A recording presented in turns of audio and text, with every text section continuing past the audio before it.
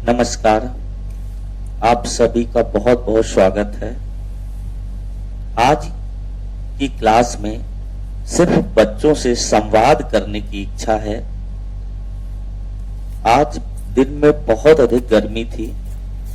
बहुत चिंतन करते करते मन काफी विचलित था, तो सोचा बच्चों से कुछ संवाद कर लूं।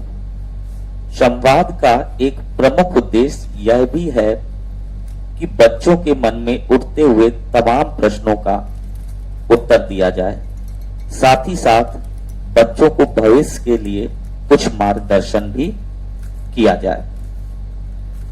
आज पूरी दुनिया जब कोविड-19 महामारी से जूझ रही है, तब विद्यार्थी भी अपने भविष्य को लेकर बहुत अधिक चिंतित हो रहे हैं। मैं बच्चों से अपील करना चाहता हूं कि वो बिल्कुल परेशान ना हो, विचलित ना हो। इससे पहले भी दुनिया में महामारियां आईं, विश्व युद्ध भी हुए, लेकिन इन सब से सबक लेते हुए बाहर निकलकर दुनिया तेजी से आगे बढ़ी और बुरा वक्त पीछे छूट गया। ये वक्त भी बीत जाएगा और इससे सबक लेकर हम भी आगे बढ़ जाएंगे। अब बात आती है जीवन में रोजगार की, क्योंकि विद्यार्थी जीवन का सबसे बड़ा उद्देश्य होता है जीवन में एक सम्मानजनक रोजगार हासिल करना। तो जीवन में रोजगार की अपार संभावनाएं हैं। जहां तक सरकारी नौकरी का प्रश्न है, तो निम्न और मध्यम वर्ग के लिए सरकारी नौकरी सबसे अच्छा विकल्प होता है। इसके कई कारण हैं। उसका एक बड़ा कारण यह भी है कि आज भी समाज सरकारी नौकरी को बेहद सम्मान के साथ देखता है। साथ ही साथ इसका जो दूसरा सबसे बड़ा लाभ है वो ये है कि इसमें वित्तीय निवेश अर्थात फाइनेंशियल इन्वेस्टमेंट बिल्कुल नहीं होता है।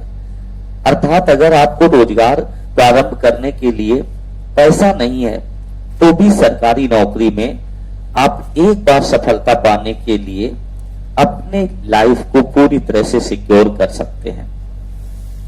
और आज जब पूरी दुनिया कोविड-19 महामारी में जूझ रही है, आपने देखा कि पूरी दुनिया की औद्योगिक इकाइयां लगभग थम सी गईं और बड़ी संख्या में न सिर्फ मजदूर बल्कि अच्छे पदों पर काम करने वाले कर्मियों को भी नौकरी गंवानी पड़ी। आपने सड़कों पर श्रमिकों का सैलाब देखा होगा, भूख से परेशान लोगों को देखा होगा, दुनिया के तमाम हिस्सों से काम छोड़कर बेबस लोगों को अपने वतन लौटते देखा होगा। बड़ी संख्या में निजी क्षेत्र में लगे लोगों को बेरोजगार होते देखा होगा। तब भी आपने कहीं से यह खबर नहीं सुनी होगी कि वहां सरकारी कर्मचारी को उसकी नौकरी से हटा दिया गया। हाँ, यह जरूर है कि दुनिया के संकट को देखते हुए, भारत में भी संकट को देखते हुए सरकारी नौकरी में कार्यरत कर्मियों के वेतन में अस्थायी रूप से थोड़ा बहुत कटौती कर दी गई, जो कि एक निश्चित समय के बाद पुनः बहाल हो जाएगी। मेरा यह कहने का आशय यह बिल्कुल नहीं है कि जो लोग प्राइवेट नौकरी करते हैं वे सम्मान के पात्र नहीं हैं। वे भी उतने ही सम्मान के पात्र हैं जितना सरकारी क्षेत्र में काम करने वाले लोग। फिर भी आप सरकारी क्षेत्र में एक सिक्योरिटी महसूस करते हैं, काम में कम दबाव महसूस करते हैं, आप ज्यादा रिलैक्स महसूस करते हैं। इसलिए बहुत आवश्यक है कि यदि आपका लक्ष्य सरकारी नौकरी प्राप्त करना है, तो आपको पढ़ाई के प्रति रुचि उत्पन्न करनी होगी। मैं अनुभव करता हूं कि आज युवा पीढ़ी में वैज्ञानिक दृष्टिकोण तो है, लेकिन चीजों को बहुत ही शॉर्टकट हासिल करने की चाह भी है। खासकर उनकी रुचि ग्लैमरस लाइफ में बहुत अधिक है, किंतु उसे प्राप्त करने के लिए जो इच्छा शक्ति होनी चाहिए उसका सर्वथा अभाव दिखता है। आपको मानना ही पड़ेगा कि शॉर्टकट जीवन में सफलता प्राप्त करने का एक बहुत ही खतरनाक मार्ग है। हम यूं कहें देसी भाषा में ये दुधारी तलवार है, सफलता मिल भी सकती है और इतने गहरे खड्ड में भी जा सकते हैं जहां से वापसी की कोई गुंजाइश नहीं रहती है। इसलिए कम से कम विद्यार्थी को यह बात समझनी होगी कि सफलता के लिए उसे सही दिशा में कठोर तप करना होगा। आपने एक पंक्ति सुनी होगी कि अतिशय रगड़ करे जो कोई, अनल प्रकट चंदन सो कोई। इसका आशय यह है कि यदि कोई भी व्यक्ति अथक परिश्रम करता है, चीजों को पाने का सही प्रयास करता है, तो उसी प्रकार उसे सफलता अवश्य मिलेगी। जिस प्रकार चंदन जो कि ठंडे नेचर का होता है और उसे पत्थर पर रगड़ते रगड़ते उसमें आग उत्पन्न हो जाती है।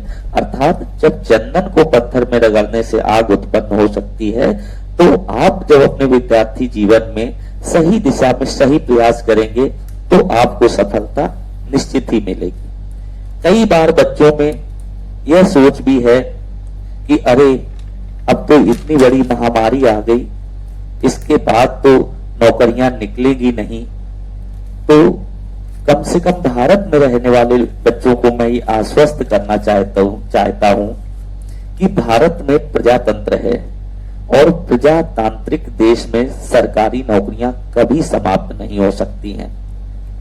कुछ सेक्टर्स तो ऐसे हैं जहां महामारी समाप्त होने के बाद बड़ी संख्या में भर्तियां निकलेंगी, जिनमें शिक्षा विभाग, पुलिस विभाग और राजस्व विभाग जैसे कुछ प्रमुख विभाग हैं जहां मैं ये कहूं कि भर्तियों की एक तरह से बरसात होगी।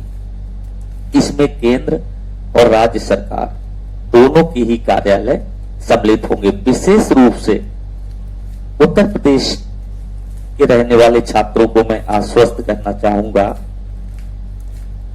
कि उत्तर प्रदेश में वर्ष दिसंबर 2020 से लेकर दिसंबर 2021 के मध्य बड़ी संख्या में सरकारी नौकरियां निकलेंगी, जिन्हें प्राप्त करने के लिए आपको अभी से तैयारी करनी होगी।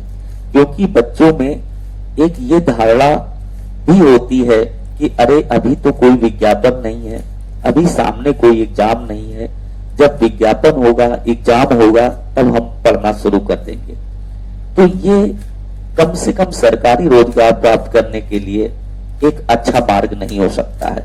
इसके लिए आपको निरंतर अभ्यास करना होगा, अपने को मानसिक रूप से तैयार रखना होगा। हमें उस वक्त के लिए नहीं इंतजार करना होगा कि जब हमें सामने विज्ञापन दिखे। आपको ये मान के तैयारी करनी होगी कि विज्ञापन कभी भी आए, मैं वह एग्जाम देने के लिए तैयार हूं। साथ ही साथ कई बच्चों में तो ये धारणा भी होती है कि उन्होंने 1-2 बार एग्जाम दिया, किसी कारण से वह एग्जाम में सफलता हासिल नहीं कर सके और निराश हो जाते हैं और उन्हें लगने लगता है कि शायद मैं सरकारी नौकरी प्राप्त नहीं कर सकता हूं। तो उन्हें यह धारणा भी छोड़नी होगी, क्योंकि दुनिया में कोई ऐसी चीज नहीं है, कोई ऐसा लक्ष्य नहीं है जिसे प्राप्त करने के लिए अगर निष्ठा और लगन से प्रयास किया जाए तो उसे हासिल नहीं किया जा सकता है। आपको हरिवंश राय बच्चन जी की कुछ पंक्तियां थोड़े बदले हुए शब्दों के साथ सुनाता हूं। मुझे पूरी उम्मीद है आपने पहले भी सुनी है और उन्हें सुन के आप निश्चित रूप से प्रेरणा लेंगे। उनकी एक कविता जो मुझे बहुत पसंद आती है, बच्चों के लिए भी जीवन में प्रेरणादायी हो सकती है, उसी की चंद पंक्तियां हम बदले हुए शब्दों में सुनाते हैं कि असफलता एक चुनौती है, इसे स्वीकार करो, क्या कमी रह गई ढूंढो और सुधार करो, जब तक ना मिले लक्ष्य नींद चैन को त्यागो तुम, संघर्ष का मैदान छोड़ मत भागो तुम, कुछ किए बिना ही जय जयकार नहीं होती, मेहनत करने वालों की कभी हार नहीं होती। या हम कहें कि कोशिश करने वालों की कभी हार नहीं होती। तो मैं भी ये उम्मीद करता हूं कि अगर आप इन पंक्तियों को अपने जीवन में चरितार्थ कर लेंगे तो आप निश्चिंत होके तैयारी करिए, आपको सफलता अवश्य मिलेगी। साथ ही साथ मैं आप सभी को आपके आने वाले उज्जवल भविष्य की शुभकामनाएं देता हूं और यह निवेदन करता हूं कि आप अपने जीवन में अपने लक्ष्य को प्राप्त करने के लिए हर दिन मनन करिए, हर दिन सोचिए मैंने क्या आज पाया, क्या आज खोया, हमें क्या और अच्छा करना होगा, और इस तरह से निरंतर प्रयास आप आगे करते जाएंगे, आपको सफलता अवश्य मिलेगी। आप सभी की उज्जवल भविष्य की कामना करते हुए मैं आपका सर संजय आपको बहुत बहुत धन्यवाद, बहुत बहुत